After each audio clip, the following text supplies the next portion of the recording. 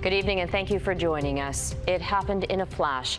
In a matter of seconds, a train trip across Spain turned into a national disaster. Security video shows the train turning a sharp corner, then leaving the tracks. At least 80 people died, 130 others were injured. So far, there are no reports of any Canadian victims. The train was en route from Madrid to a city in northern Spain.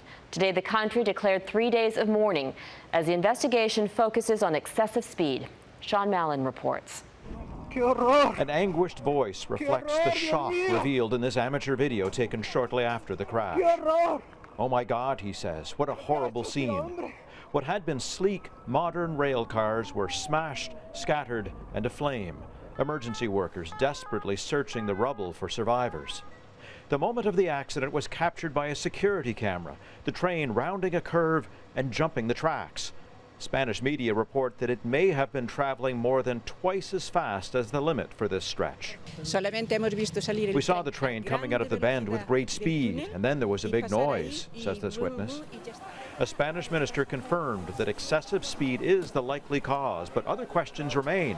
Signaling systems usually automatically slow a train that's going too fast. The driver, who survived, is under investigation. Survivors had to be extracted from windows. The dead were laid out beneath blankets beside the track. Firefighters who had been on strike called off their walkout to assist. Distraught relatives of those on board had to be held back from rushing in. The Spanish Prime Minister Mariano Rajoy is a native of the nearby city of Santiago de Compostela. He toured the scene and called it the saddest day of his life. Rajoy offered his condolences to the families of the dead, adding that, unfortunately, there are too many of them. The train was en route from Madrid to the northwestern city of El Ferrol, a high-speed service that's only 2 years old. 2 locomotives were made by the Canadian company Bombardier in collaboration with a Spanish partner.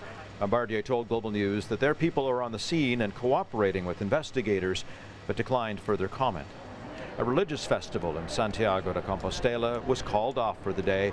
Instead, prayers were offered for the victims of Spain's worst rail disaster in decades. Sean Mallon, Global News, London.